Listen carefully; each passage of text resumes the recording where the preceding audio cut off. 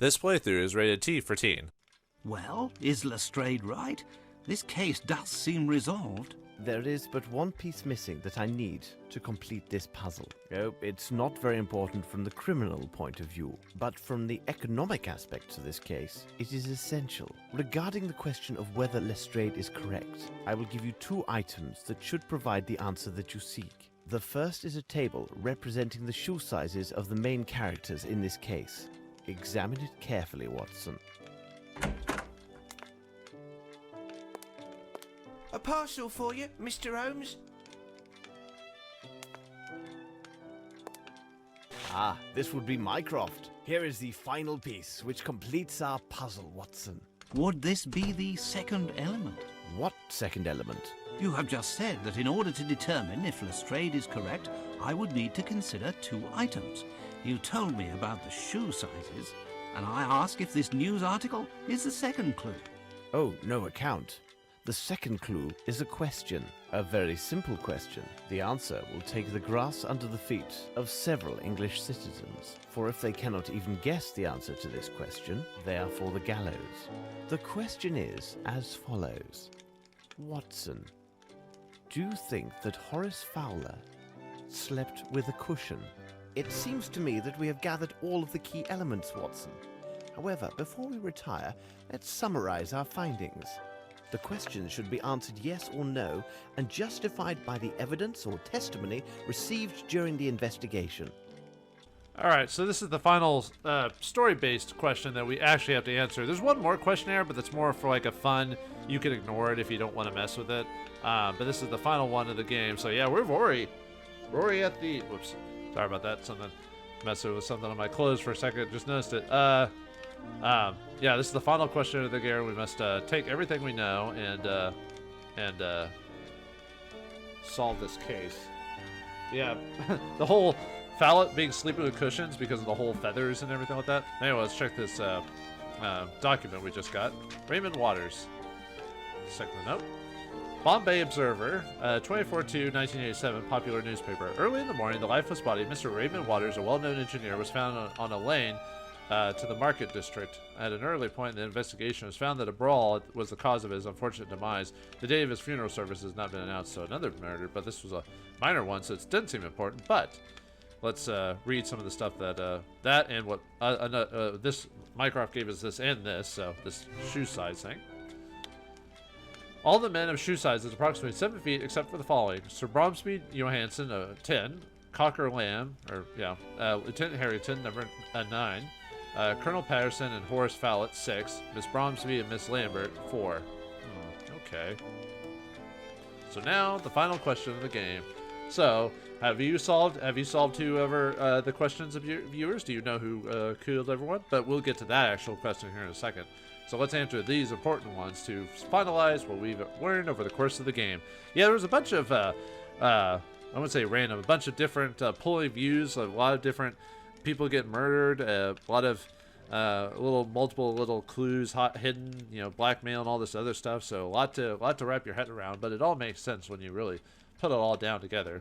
So question one: there are several sets of keys for the Aston Theater? Yes. So. Bruce Aston, when we talked to him. Let's see. Where's your thing? There it is. Bruce Aston. Alright. Question number 2. Did one of the actresses lose a red-haired wig? Yes. Remember that one random lady we just talked to? Miss Sullivan, I believe her name was. So, yes. Where are you? Miss Sullivan. Right there. Alright, question 3. Could the discovery in the dressing room be connected to the case? Yes. So, first of all, we have our information here. Oh yeah, I guess over the course of the game I should have been reading over this stuff we've been getting, just to give you guys an idea of what other information we compiled together over the course of the game. So this is probably one of the few things I kept forgetting to check just to show you all this stuff. So, okay, so we need to find the artillery button. Let's see. Handle, but twisted down. Kitchen. Let's see. Corridor of the large kitchen. Large black cloth found on the statue. Considered its size, it could have been hidden in that nook. In the corridor of the kitchen, there's a trace of sauce in the handle of the door to the stairs. Kitchen. Powdery residue found in the room. Kitchener dustbin. Someone has lost an interesting button from an artillery uniform. However, the cannons are drawn instead of carved. Thus, it comes from a fake costume. So yeah, that's an old one. That's like from the first day. So hopefully, but luckily you can just look through the notes and read through everything just to verify. So, okay, we got another red one for justification. So we need to go to the dressing room that mentions the button lost. Okay, dressings are a costume register. There are 30 are listed. It means one is missing in the cloakroom, a uniformed artillery officer. So, yes, I did say yes on both those. Yep. All right, fourth question, which I believe is the last question. Yeah, last question that we need to answer to solve the game. The other one, like I said, is a fun questionnaire for that one. Could the writing on the message to Veronica Davenport be found elsewhere? Yes. So, they are... Alright, I need to find... Where's the...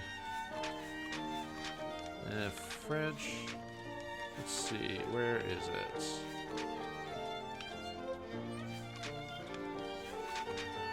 I think it's the...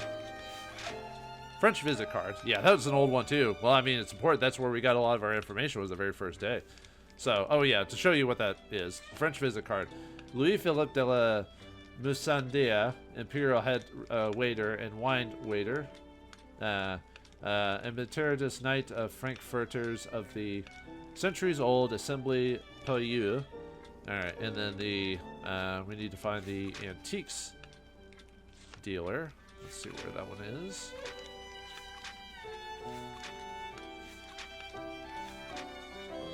Ah, there it is right there. This one is Casaldo Esbuela de la Vega, Antiques, Tristan de la Cuna Lesboa.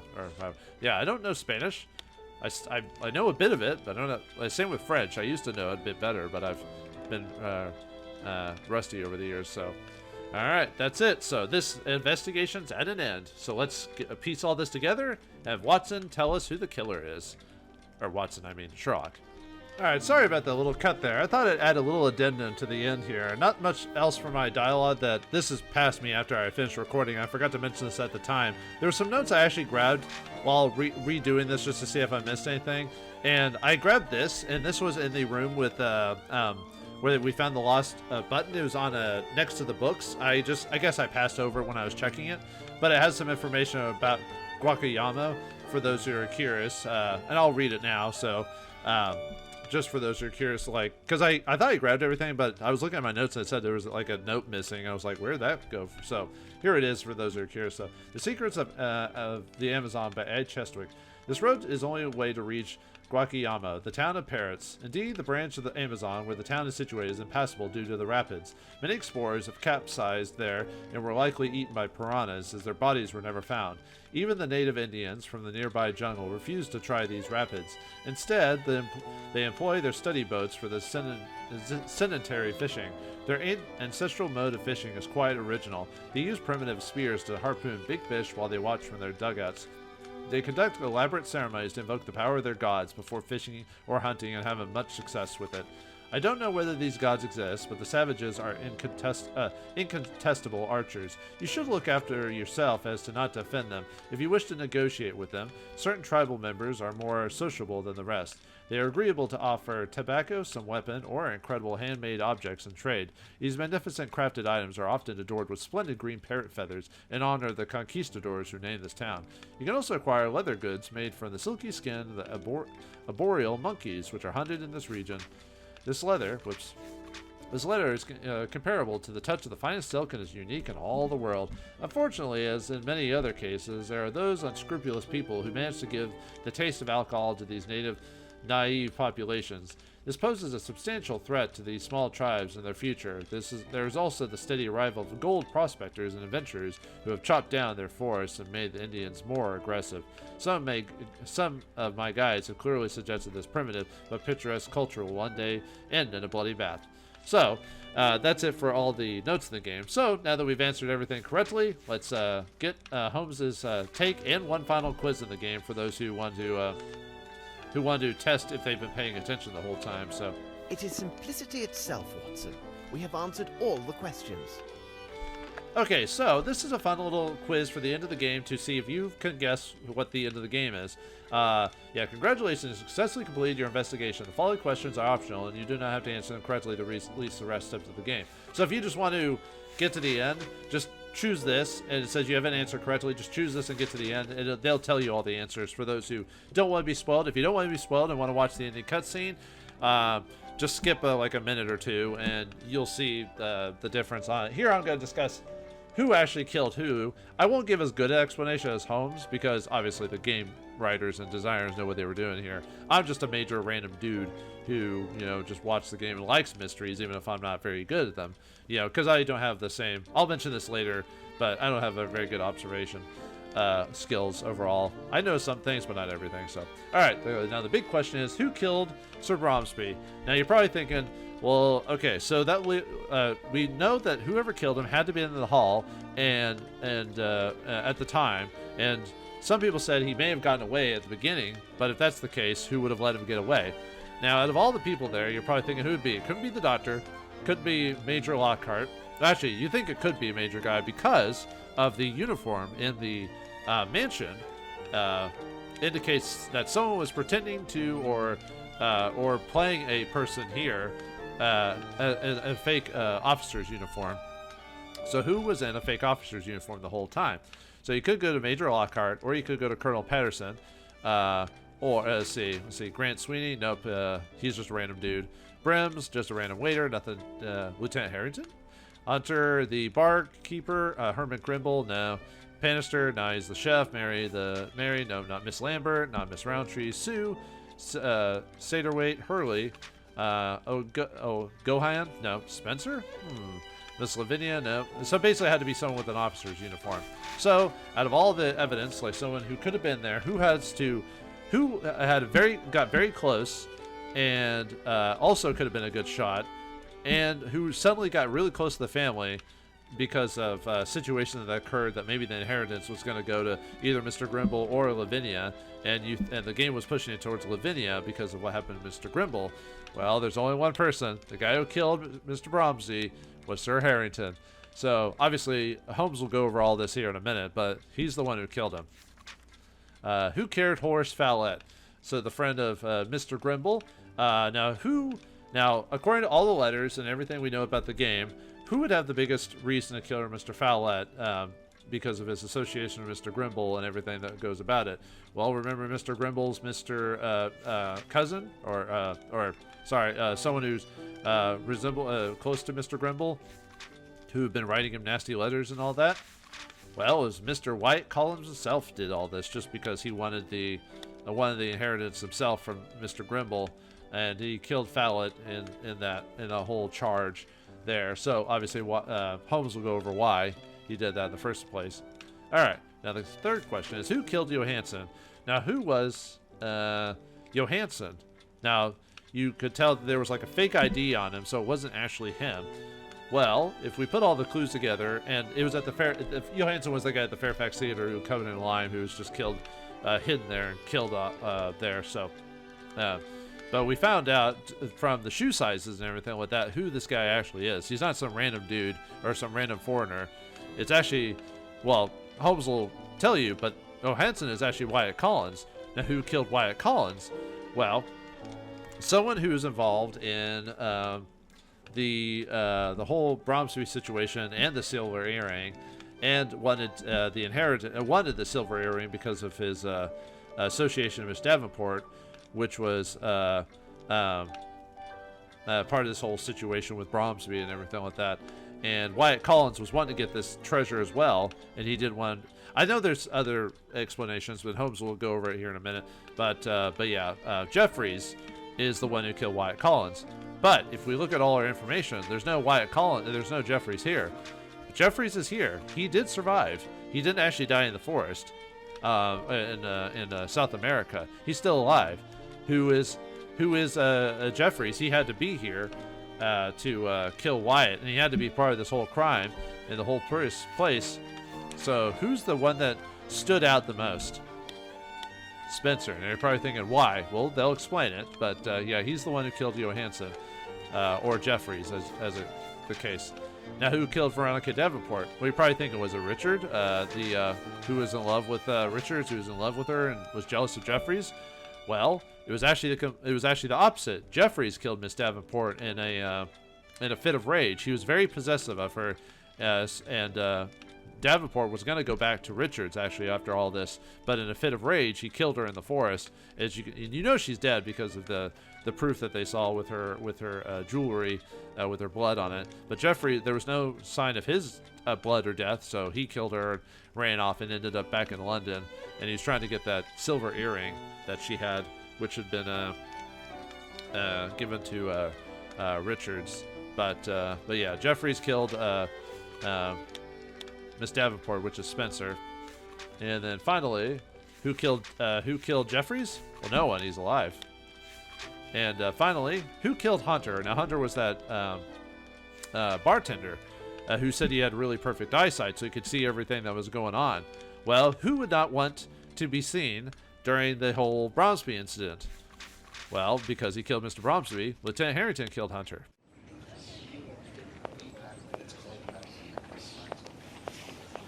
Cabby!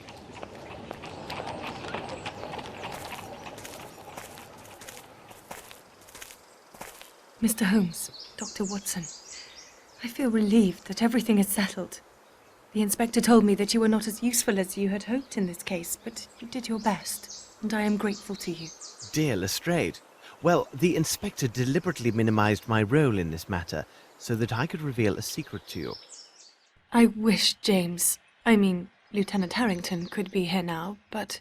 He had to leave for London on a very urgent business. But how could you know? It is my business to know, Miss Bromsby. Thus, I am able to tell you about the case of the silver earring. Everything begins on that sad afternoon, which was to celebrate your birthday, and ended with the untimely death of your father. Miss Bromsby, you did not murder your father. I kissed your hand that day and did not detect even the slightest smell of gunpowder. I also discovered powder traces that proved the shot was fired from behind the second side door. You were not seen at that door, but where did the murderer go after taking his shot? Everyone who tried to exit through the side entrance found it blocked. According to witnesses and other evidence, none of the guests could have possibly been the murderer, because they were all present in the ballroom. No one left through the service door, and traces confirm that no one could have fled by using the staircase. The windows in the kitchen, as elsewhere in the manor, were appointed with thick bars, thus they offered no escape. So did he vanish into thin air? In fact, one of the parties did leave the ballroom and went to the kitchen corridor. He left to meet his accomplice, who was not an invited guest. This accomplice was a professional actor who was disguised to resemble our missing invitee. This guest hid under voile in the shadow of a statue and waited for his moment. Meanwhile, his twin acted out his part in the ballroom and provided the murderer with a perfect alibi. When the killer heard the applause, he left his hiding place, aimed, took his shot, and hit his target. It is important to know that the actor was well placed at the manor. He secured entry to the manor by impersonating a French head waiter. Using his position, he persuaded those in charge to use long tablecloths and to arrange the tables in a most peculiar manner. When the shooting occurred, our actor joined the crowd and rapidly crept across the room, concealed under the tables. As he neared the side door, he rose from beneath the last table and acted as if he had been jostled and fallen. However, as he stood, he accidentally snagged a small piece of his dirty glove upon a chair. When he arrived at the door, which was held closed by the murderer, he tapped on it using a prearranged code and was allowed entry. He exited to the corridor while his partner continued to hold the door shut against all others. The actor discarded his disguise in the deep kitchen well, helped himself to 2 bottles of excellent whiskey, and quietly went outside. The assassin waited several minutes. Then, in the last seconds of the confusion, he returned to the ballroom. Thus, we have the crime committed by an individual whom everyone swears was in the room when the shot was fired. But this agrees with my conclusions. Richard is an actor, and everyone swears that Grimble was in the room. I didn't consider the course of events as you described, Holmes, but admit it, our deductions agree. Moreover, both of these suspects are similar in size and manner. Your theory presumes that Grimble is an excellent shot, which is false. It also takes on faith that Sir Bromsby had discovered the misappropriations, supplying Grimble his motive, but irrefutable proof that neither Grimble nor Richards were guilty waited at Horace Fowlett's, the matter of his pillow. But there was no pillow at Horace Fowlett's. Nevertheless, Mr. Fowlett slept with one. When I arrived at his home, I believed him already dead. Therefore, the news of his hasty departure came as no surprise. From the evidence obtained at his home and the statements of his neighbour, I learned the following. On the evening of his death, Mr. Fowlett was visited by a man who desired to sell him some exotic trifle. While this man distracted Mr. Fowlett, a second man quietly crept into the house and tried to open his safe. This individual was well acquainted with the house and the location of the safe, but when he failed to open it, he most likely became enraged and killed Mr. Fowlett. This individual, Miss Bromsby, was your cousin, Wyatt Collins, who returned to England under the name Johansson. But what about this pillow? Mr. Fowlett's pillow had vanished. Later, Dr. Watson discovered a feather from the pillow in the train compartment used by the man who impersonated Fowlett. But why did Fowlett's impersonator take the pillow, and why didn't the station manager notice it? Mr. Fowlett was short, but very portly. In order to imitate him, the man used the pillow to create the appearance of a stouter man. There is no other explanation. This man was a much leaner man than Mr. Fowlett, Mr. Grimble, or Mr. Richards. Then, Holmes, who did murder Sir Bromsby? And for what reason? You'll see, Lestrade, when it's a question of multiple murders, except for the deviant ones, there are two primary motives, revenge and greed. Wyatt Collins' presence at Fowlett's tells us his motive was about Bromsby's wealth. He went there for the express purpose of stealing the will so that he would receive at least a portion of Bromsby's estate. If his uncle had died with no will found, Collins would have been entitled to a share of the inheritance under English law. But if my cousin failed in his attempt and the evidence clears my name, though I am to inherit, why were my father and cousin murdered? Besides, tomorrow I am to announce my engagement and will be married soon. Holmes, hold on. There is a flaw in your reasoning. There is only one key for the door to the cement factory, and Grimble is the only person known to have it. So he must be directly involved in the murder of Collins.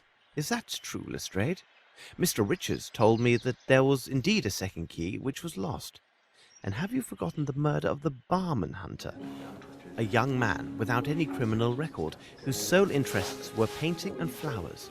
Why was he murdered in cold blood, with no signs of forceful entry or theft at his lodgings?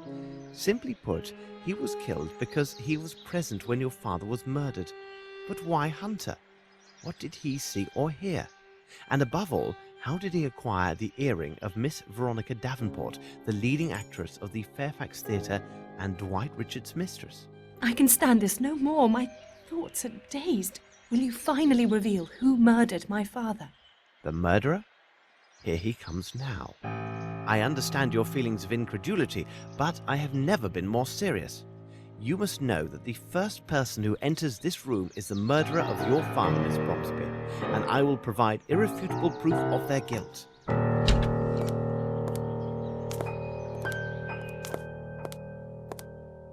Well, good afternoon, gentlemen. You made the right choice to leave London. It is unbearably foggy. But Lavinia, darling, what's going on? She knows. But how? I mean, what? What does she know? I don't understand. Whatever do you mean? Oh no, you understand me clearly, Mr. Harrington, and you also, Spencer. Or should I say, Mr. Jeffries? Explain yourself, Mr. Holmes. What a monstrous misunderstanding. Oh, I've just explained myself to Miss Bromsby about the truth of her father's murder, but I can tell the story again from the very beginning. It begins several years ago. Wyatt Collins, the nephew of Mr. Bromsby, is forced by his uncle to leave England for South America. His hatred is fostered by the ingratitude he perceives in Sir Bromsby. Wasn't his uncle's career financed by his mother's money? In Collins' mind, Melvyn Bromsby owes him an eternal debt of gratitude, and was thus obliged to finance Collins' indolent lifestyle, fulfilling his every need. Here is our first criminal, Wyatt Collins. Then we have you, Mr. Harrington. You were a brilliant student at the military academy, and are an excellent shot, are you not? You were the only person at the reception with sufficient skills to make the shot that took Sir Bromsby's life. During my investigation, I learned that ex-officers of Her Majesty's Army enjoy great favor around the world for administrative positions. You left India and made your way to Brazil, where you obtained the position as warden of the prison in Guaquiamo. Do not try to deny your presence there. The pictures in your hunting portfolio could have been taken nowhere else in the world except Guaquiamo. We now have our second criminal, Lieutenant Harrington. Mr. Jeffries, your arrival in Guaquiamo set things in motion. The theatre company had come to Brazil as part of their worldwide tour. You had been involved with the lovely Veronica Davenport, and loved her with a passionate yet possessive love. However, Miss Davenport did not share your affections. She had in fact tried several times to end your affair prior to the company's arrival in Guaquiamo. It seems she was truly devoted to Dwight Richards and would never leave him. After you arrived, you frequented the town's bawdier spots. This is where you first met Mr. Harrington, and you quickly became close companions. It seems tedium and heartbreak do bring certain people together. After the performance, maddened by alcohol and grief, you killed Miss Davenport because she had rejected your love. You then fled to your newfound friend, the warden, to confess your crime and beg for his help. In a show of friendship, he helped dispose of her corpse and directed suspicions towards your rival, Dwight Richards. Afterwards, you lay low, leaving the others to believe that you had been killed or had gone missing. You stayed hidden until they had departed, and you must have kept Miss Davenport's earring as some morbid souvenir. No doubt you also retained not only the key to the Fairfax Theatre, but the keys from Aston's, where you had been employed several years earlier. Here, then, is our third felon, Mr. Jeffries. Life was difficult in Brazil for our trio. Mr. Jeffries rarely went out, Mr. Harrington's men were talking behind his back, and Mr. Collins' funds were inadequate. One evening, Collins spoke of his cousin, who, in a few months' time, was to return to England from finishing school. She was also the sole heir to one of the greatest fortunes in England. Imagine these three men besotted with alcohol, considering the wealth that would one day pass to this slip of a girl. A terrible plan was devised. Several days later, they left for England, false papers for two of their party in hand, resolved to seize a portion, if not all, of this great inheritance. Incredible! Yes, incredible, and horribly true. At first, their plan was to forge a duplicate will or destroy the original, so that Mr. Collins would receive a share of the estate. This would happen soon enough, as they would murder Sir Bromsby at his daughter's birthday reception. It was essential that Collins enter the country under false papers, so that neither his uncle nor the authorities would be alerted to his presence in England. This would avoid any suspicion attaching him for his uncle's death when he arrived to claim his inheritance.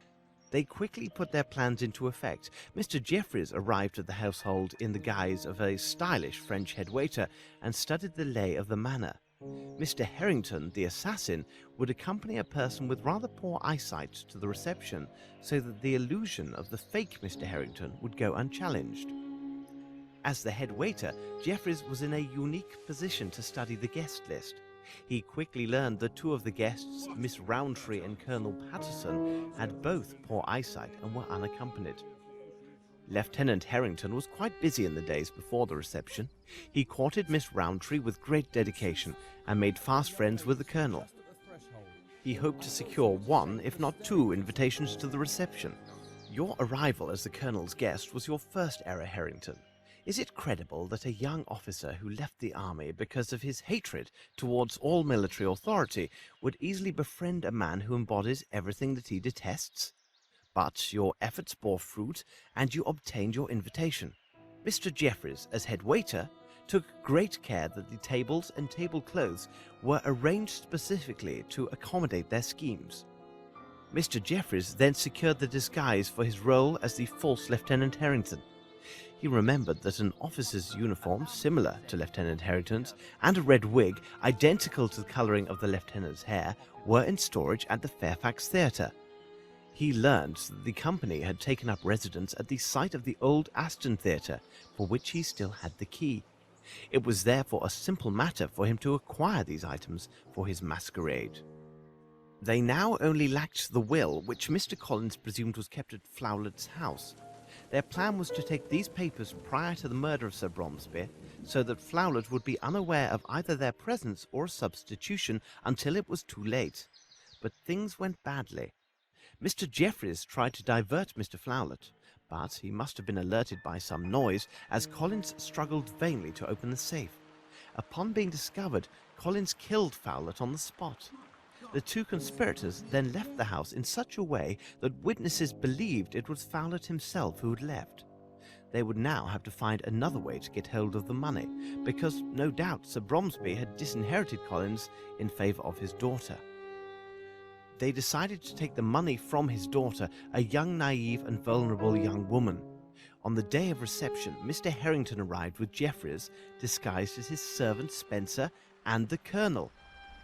With the promise of whiskey, Jeffreys easily secured the unwitting aid of two fellow servants and assumed a position at the service door. He wagered that he could pinch 2 or 3 good bottles of liquor from the kitchen if his companions would cover for him. I have just explained what happened next. After the shooting, he took 2 bottles of excellent whiskey. Only someone knowledgeable would have taken these 2 bottles over the others, and Mr. Jeffreys had been formerly employed at a luxurious hotel in France. Upon his return, he gave an accounting to his fellow servants, did his hair, and left the manor. The promised delivery of the liquor and his frightened look secured the 2 men's cooperation in providing his alibi. They could not have known his true role in these events. The one problem for the conspirators was the barman Simon Hunter. He had perfect eyesight, unlike the Colonel, and realized that the man who claimed to be near the bar at the time of the murder had in fact lied. He hinted as much to Mr. Harrington and most certainly intended blackmail. As they were short on funds, the accomplices gave him Miss Davenport's earring as collateral and pledged to return with the money he demanded. That night, when Lieutenant Harrington visited us in London, he had just come from Simon Hunter's. Hunter had told Harrington that the earring had been pawned and he would not reveal the name of the shop unless Harrington paid him his money. Mr. Harrington ruthlessly killed Hunter, and the earring so precious to Mr. Jeffreys was lost. Earlier that morning, Jeffreys lured Collins to the cement factory on the pretext of fabricating false evidence against Grimble. But they no longer needed Collins to acquire the Bromsby fortune. Mr. Harrington would wed the young heiress, then, after a reasonable time, they would cause her untimely death, and they would take it all. So Mr. Jeffreys murdered Collins and made sure his body was barely recognizable. If he was identified, it would not affect their plans, as they believed leaving the corpse at the cement factory would direct suspicion towards Grimble. When Mr. Harrington came to see us, he learned we were hot on Collins' trail and had traced his movements up to the factory. He assumed we would go there within the hour and left to quickly round up his associates and devise a plan. Jeffreys, from his days at the Fairfax Theatre, knew an Asian of questionable talents who had no visible ties with this case and could attack us without drawing suspicion their way. We avoided this attack, and from that moment I was convinced of Lieutenant Harrington's involvement in the conspiracy. The last elements of proof were revealed at the vagrants' camp near the monastery outside of London.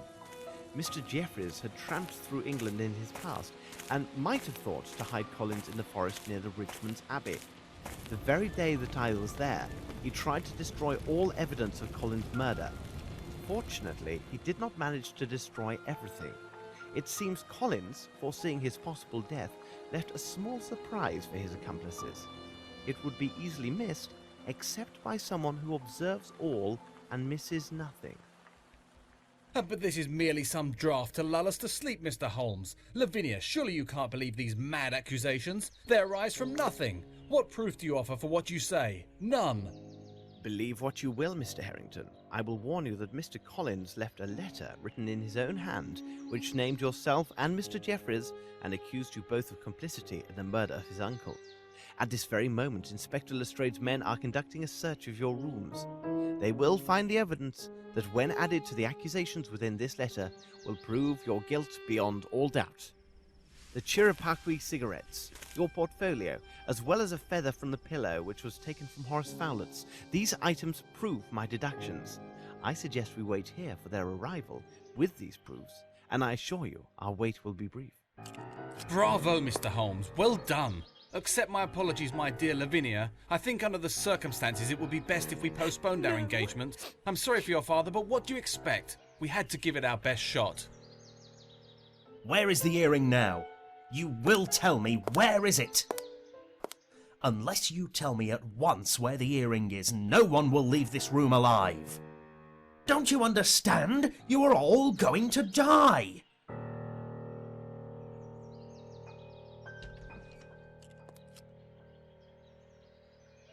They are all yours, Lestrade. I suggest you return with your agents to London as soon as possible. Thank you, Mr. Grimble, for literally applying my precepts. Watson, let us escort Miss Bromsby to her rooms. She will need her rest.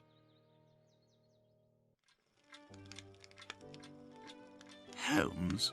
Collins never named either Harrington or Jeffries in his letter. Indeed, Watson, but they could not have known. I played my bluff, and they believed me. And Grimble, where did he appear from? You can now boast that one of the most influential men in England served as your driver. Since my visit to Fowlett's, I knew that Grimble had nothing to do with this crime.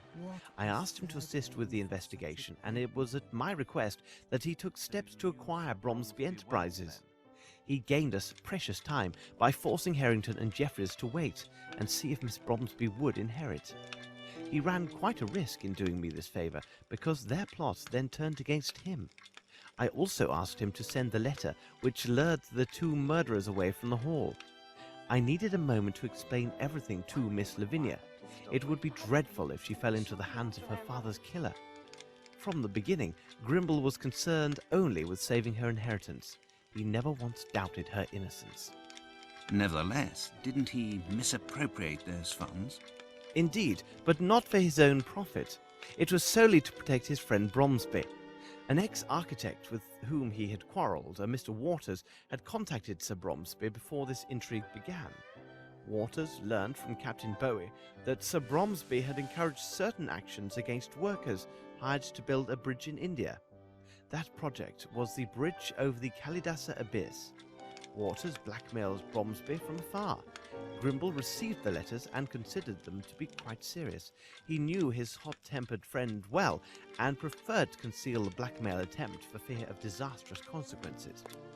So Grimble made regular payments to Waters in exchange for his silence. Unfortunately, Collins discovered the arrangement while he was working at the cement factory and threatened to reveal everything.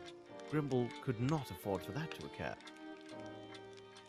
He managed to rid himself of Collins by sending him to Fowlett.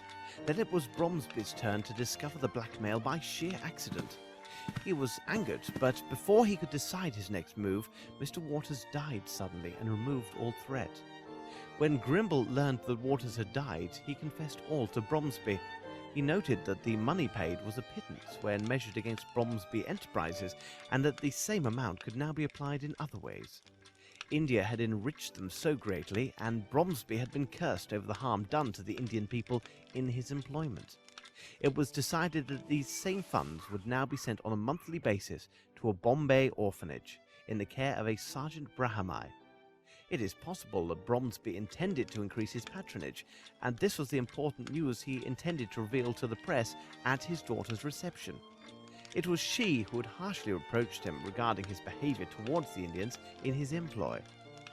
Do you remember the words from that poem which he had written into his notes? It said that the ungrateful always die miserably. Indeed, Holmes. But there is one thing that I still don't understand. Why did you ask Lestrade to put Richards behind bars? He wasn't guilty of any crime, but you treated him as a murderer. I advised Lestrade that it would be prudent to place Richards in custody so we could protect him from harm. Mr. Richards is a wise and intelligent man. He would have recognized Harrington and Jeffries on sight. When he realized that Jeffries was alive and that I possessed the missing earring, he would have drawn the same conclusions as I. So this investigation would have been stopped cold by one or two more murders. I see. Well, Watson, you seem to know everything. Tell me, please, that small missive which I can see on the desk. It contains 2 invitations to the opera's opening night, does it not? If so, we shall finally have our opportunity to hear this marvelous soprano. Well, what do you say, Watson?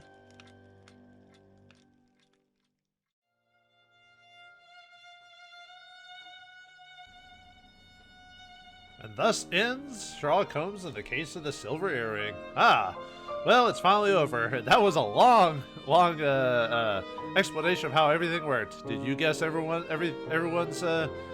role in the show, like, or in the movie, or in the game, or whatever? Did you know who killed him off the top of your head? Were you aware of Jeffries was Spencer all along?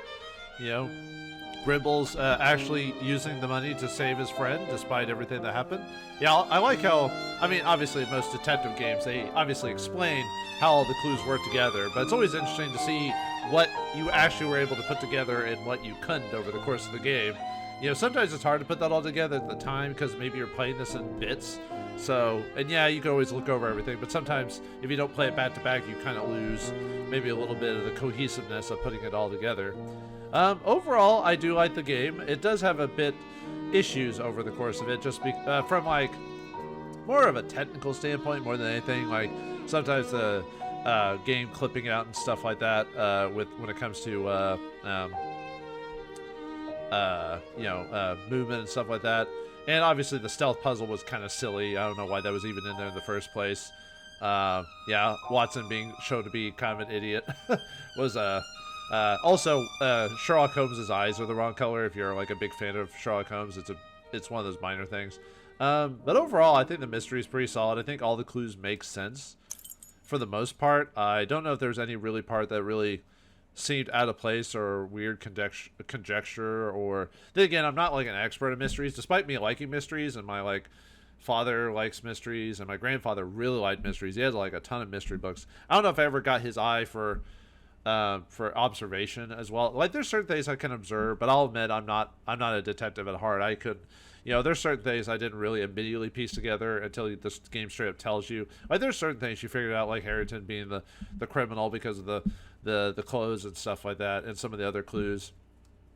Spencer being Jeffries was one of those things that, like, I knew it was Jeffries that killed Miss Davenport and Johansson, you know, but like what happened to him afterwards. Like I said, the clue tells you who it is, but it's one of those things you kind of miss the first time. But overall, it is kind of weird how the whole silver earring doesn't even take any account of the story to like the final day at all, and the game kind of goes by pretty quick. But these kind of stories can't take too long just because there's so much information they have to pile up. I mean, when you heard Sherlock Holmes' diatribe at the end, he pulled stuff for like the first day, you know, and adding it all together, like how the series of events went together. Like I said, if you didn't play this back to back, you might have forgotten bits of it, and this was just a way to kind of fold it all together. I'm trying to think if there's anything else really. I wish there was more stuff to interact with that wasn't clue based, so you could get Watson, or you could get Sherlock Holmes's more thoughts and things, or maybe more events with Watson. You only got to play him a couple times overall. It was almost pointless at some cases. I mean, yeah, he did gather some clues for Sherlock, but it almost seemed unnecessary. I think if they'd given him more scenes, maybe it would have worked a bit better overall. It was a nice thought. I don't think they ever do a game back where you play as Watson again. There is, well, from Frogwares games, there is a game where you actually do play as Watson and Sherlock Holmes just follows you. It was a Zork style text-based adventure game. I forgot the name of it though. I'd have to look it up. The reason behind it is because I believe Moriarty had something to do with that case, and the reason Sherlock Holmes put Watson in charge is because Moriarty would not have planned for Watson to be the one following the clues, so that way Sherlock wouldn't fall into his trap, or so he used Watson as like his way to figure out how Moriarty did it. But I'd have to figure out what the game is called. I might see if I could try to find it. Obviously it's abandonware from like a long time ago, like back in the early 90s when text-based adventure games were semi-popular, you know, Zork and stuff like that. There's a few games like that I played back in the day. I always had trouble with those, even though I eventually beat them. The only one that I had the easiest time with was like Zork Zero. That was like the easiest of the Zork games overall. Anyway, I don't know why I'm talking about Zork and everything like that, but overall, another fun game. A little bit. I think this game plays a little bit better than the Mummy game, despite the Mummy game having a bit more of a darker atmosphere. And obviously some of the bad voice acting and stuff like that in that game. But this one had much better voice acting overall. The sound could have been worked a little bit better. There were some sound issues I've noticed. Like sometimes the music would be too loud, and there's not much I can. I don't know if there's. I don't think it could mess with the. I guess I could turn down the music a little bit. I guess. Okay, I guess that's my fault in that one. Yeah, maybe I should have toned that down. I mean, it wasn't too bad, but okay, I can't really blame the game for that one. So, yeah, I'm trying to think what else to really say about this. I feel like day 5 went by like way too fast. Do you think that would have been? Then again, there was that like whole movie at the end. But yeah, some days seem to take longer than others. But I guess it was the whole building up on it. I mean, other than that, I think it was a solid game. If I remember, I think this sold more than the Mystery of the Mummy, which Frogwares continued to make games afterwards. Although interesting enough, after this game, they go on to a much different type of game for Sherlock Holmes. So, what type of story was it? Can Sherlock Holmes solve a mystery that has to deal with the occult of those that go beyond the stars? We'll find out next time whenever I play Sherlock Holmes The Awakened. But for now, we'll leave this story out there. So thanks for watching. Hope you enjoyed. And I'll see you next game.